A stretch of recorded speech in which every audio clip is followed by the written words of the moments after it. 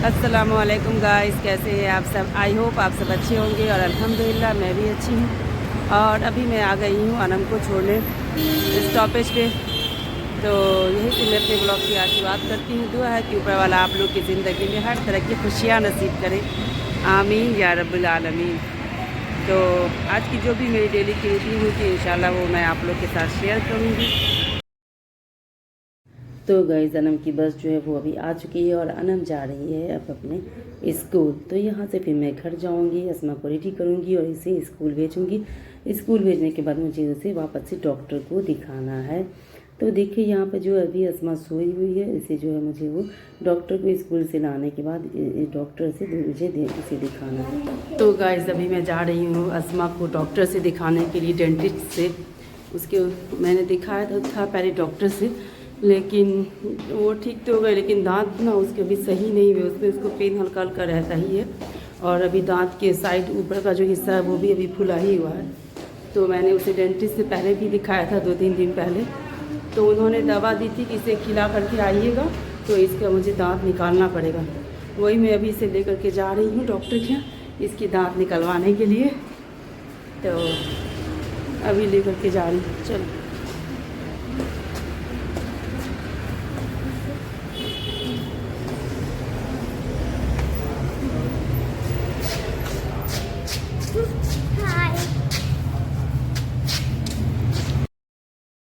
तो गाइस यहाँ पे जो वो मैं डॉक्टर के यहाँ पहुँच चुकी हूँ अपने बेबी को लेकर के। अब जो है मुझे इसकी जो चौ होती है ना ऊपर वाली, वो उसी में कीड़े लग गए हैं, तो उसे जो है वो मुझे निकलवाना है।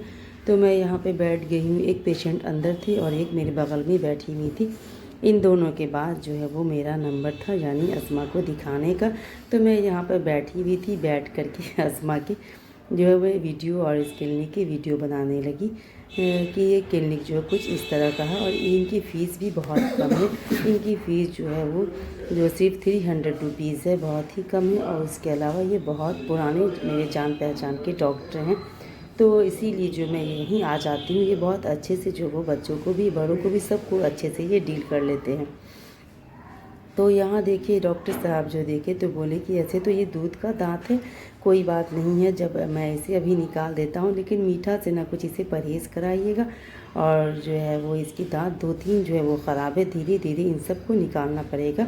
लेकिन जिसमें अभी तकलीफ़ ज़्यादा है उसे अभी मैं निकाल कर हटा देता हूँ। तो फिर यहाँ पे जो वो डॉक्टर साहब इसके दांत जो है वो निकाल दिए।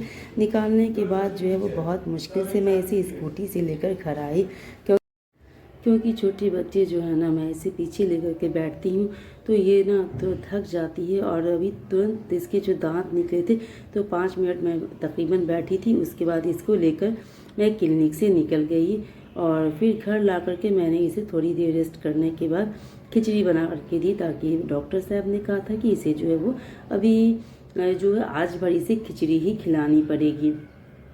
तो मैंने जो है इसे खिचड़ी बनाकर दे दिया। और देखिए यहाँ पर जो है वो मैं अब अपने पुराने घर में आ गई हूँ। और यहाँ जो है वो शाम हो चुकी थी और यहाँ पे मुझे जो है वो झाड़ू और थोड़ा सब चीज़ सही करना था, क्योंकि डस्ट बहुत ही ज़्यादा है। और मेरे हस्बैंड जो है वो यहीं पे ना सोते हैं, वो यहीं पे। तो इसीलिए जो है वो मैं यहाँ पे आ गई। लाइट वगैरह सब ऑफ थी तो मैंने यहाँ पे लाइट ऑन की और इस तरह से सामान सब जो यहाँ पे फैले हुए थे इन सबको मुझे समेटना है। और समेटने के बाद जो है वो झाड़ू वगैरह लगानी है। बाहर कुछ उनके मैंने जीन्स धो करके डाले थे, वो उन सबको सरियाना है। और उसके बाद जो है फिर मैं पर्दा वगैरह बराबर कर दूंगी, ताकि रात हो गई है और जो नाइट बल्ब होती है वो जला दूंगी और फिर घर चली जाऊंगी। क्योंकि जब ये आएंगी तो थोड़ा साफ़ सुथरा रहना चाहिए, क्योंकि डस्ट ना बहुत ज़्यादा ही हो जाता है। 2 घर के चक्कर में यहाँ वहाँ बहुत परेशानी हो जाती है। लेकिन चलिए अल्लाह पाक हमारी इस मुश्किल को भी आसान करे, आमीन या रब्बुल आलमीन। तो फिर मैं यहाँ पे लग गई सफाई करने में। उसके बाद फिर मुझे बच्चों को पढ़ाने जाना है, फिर खाना भी बनाना है। तो बस यही सब काम करना होता है। औरतों की ज़िंदगी में बच्चे, घर और इन सब को देखना पड़ता है, तो सही से अपने लिए वक्त भी नहीं मिलता, लेकिन उसी में वक्त निकालना पड़ता है। ज़िंदगी इसी तरह चलती है हर औरत की।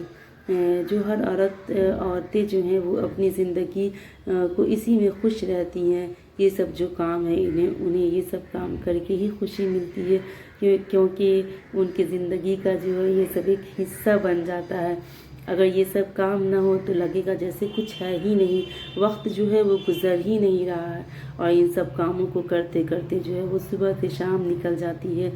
तो ज़िंदगी का एक जो रूल है रेगुलेशन की, बस ये करना है, उसके बाद वो करना है, उसके बाद वो करना है।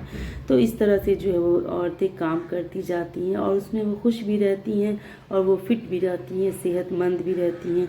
क्योंकि काम नहीं करने से इंसान की जो सेहत है ना वो बहुत जल्दी गिर जाती है।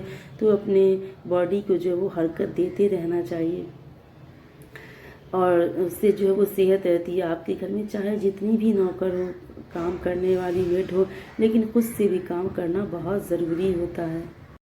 खुद से जिस इंसान को आदत होती है ना काम करने की, तो एक सफाई कीजिए या जो भी काम कीजिए आप ना, तो उस काम में एक सुकून होता है कि चलो मैंने किया है तो अच्छे से किया। जितनी भी अच्छी तरह से हम अपनी सफाई का काम या जो डस्टिंग का काम होता है, वो जो भी कपड़ा धोना वगैरह, फैलाना, अच्छे तरीके से उसे फैलाना, तो इन सब कामों में एक तशफ़ी होती है। लेकिन वही चीज़ अगर कोई और करता है तो दूसरे की चीज़ों को करने से इंसान वैसा नहीं करता जैसा वो अपने चीज़ों को करता है।